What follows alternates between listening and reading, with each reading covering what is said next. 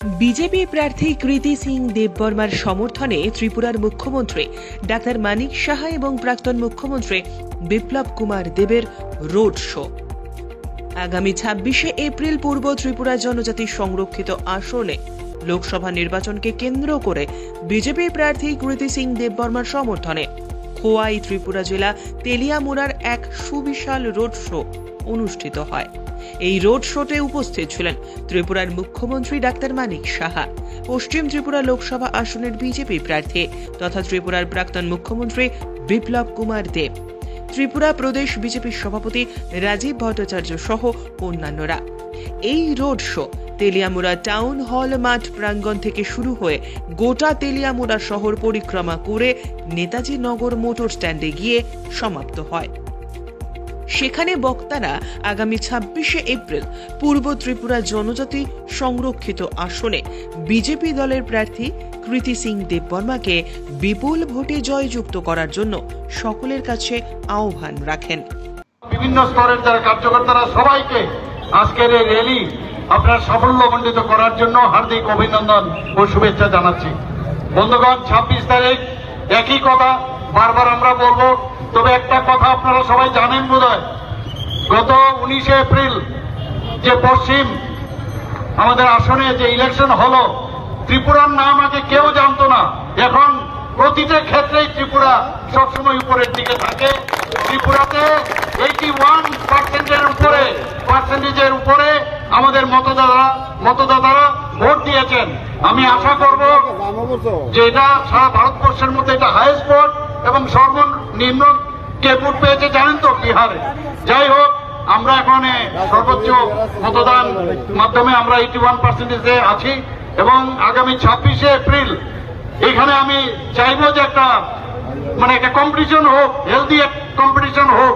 এখানেও কম তো হবে না, কিন্তু সমান হতে হবে, নতুবা বেশি হতে হবে। সবাইকে আমি বলবো ২৬ তারিখ সকাল সকাল দিয়ে আমাদের যিনি প্রার্থী আমাদের মহারানী কৃতি সিং দেববর্মা মহোদয়কে বিপুল ভোটে আপনারা জয় করবেন।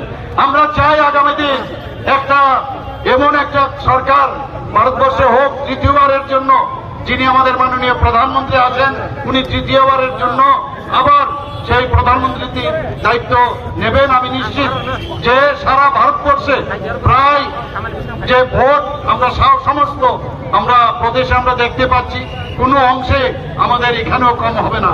৯৭ কোটি ভোট ভোটদাতারা আছেন এবং সব জায়গার মধ্যে এখন মোদিজির উপর মানুষের ভরসা আছে। এবং আমি চাই যে আগামী দিন একটা সুন্দর সরকার, একটা ট্রান্সপারেন্সির সরকার আমাদের ভারতবর্ষে হোক, মোদিজির হাত শক্তিশালী হোক। মোদিজি মানে গ্যারান্টি, আর গ্যারান্টির যে সরকার আগামী দিনে ভারতবর্ষে তৃতীয়বারের জন্য মোদিজি প্রধানমন্ত্রীতে হোক। সবাইকে অসংখ্য ধন্যবাদ জানিয়ে আমি আমার বক্তব্য ৬ তারিখের পরে বলে আমরা কইতাম। আমি কমো এই তেলিয়ামুড়াতে আপনি আজকে ভিডিওটা দেখেন যে ৪ তারিখের পরে আপনি কই যাবেন। আর মাননীয় মুখ্যমন্ত্রী যদি আমার পারমিশন দেয় আর কল্যাণী রায় যদি আমার লগে থাকে, ৪ তারিখের পরে ওনার বাড়িতে গিয়ে একটা করে গোলাপ ফুল দিয়াম, নাহলে পদ্ম ফুল দিয়াম। আপনারা যাবেন তো? আর ২৬ তারিখে ওই যারা কংগ্রেস আর সিপিএম এর অশুভ জোট করে আপনাদের সবাইকে ভারতীয় জনতা পার্টি ত্রিপুরা প্রদেশের তরফ থেকে অনেক অনেক শুভেচ্ছা। আর এই জোশের জন্য, এই জোশ বাঁচিয়ে রাখা, এই জোশ ২৬ তারিখ পর্যন্ত বাঁচিয়ে রাখা, এই জোশ ২৬ তারিখ পর্যন্ত বাঁচিয়ে রাখা হলে ভারত মাতা কি। এই সবাই কয় না, ধরে গেছে ভারত মাতা কি, ভারত মাতা কি। নরেন্দ্র ভাই প্রার্থী কৃতি দেববর্মা মহোদয়া বিপুল ভোটে জয়যুক্ত পদ্মফুল চিহ্ন নিয়ে নরেন্দ্র ভাই নেত্রীর কাছে পাঠাবে। আমার বিশ্বাস সেই বিষয়ে প্রত্যেকটি কার্যকর্তা কাজ করবে। আজকের এই রোড শোতে বড় মাত্রা অংশগ্রহণ করার জন্য, পরিশ্রম করার জন্য সমস্ত কার্যকর্তাকে আমি অনেক অনেক সাধুবাদ ও শুভেচ্ছা জানাই। ধন্যবাদ, সবাই ভালো থাকবেন। মাননীয় মুখ্যমন্ত্রীজি আপনাদেরকে কিছু বলবেন। আজকে তেলিয়ামুড়া বিধানসভায় যে একটা ঐতিহাসিক র্যালি আজকে আমরা এখানে সবাই দেখলাম এবং করলাম। সেই ঐতিহাসিক র্যালিতে আমাদের মাঝে উপস্থিত আছেন আমাদের প্রদেশ ত্রিপুরার যিনি সভাপতি শ্রী রাজীব ভট্টাচার্য মহোদয়, আমাদের মাঝে উপস্থিত আছেন আমাদের প্রাক্তন মুখ্যমন্ত্রী এবং আমাদের পশ্চিম জেলায় যিনি মনোনীত প্রার্থী এবং যার নির্বাচন হয়ে গেছে সবার প্রিয় শ্রী বিপ্লব কুমার দেব মহোদয়। আমাদের সাথে উপস্থিত আছেন আপনাদের সবার মানে কি বলবো সবার প্রিয় এই বিধানসভার এবং আমাদের পবিত্র বিধানসভার যিনি হুইপ কল্যাণী রায় মহোদয়া। আমাদের মাঝে উপস্থিত আছেন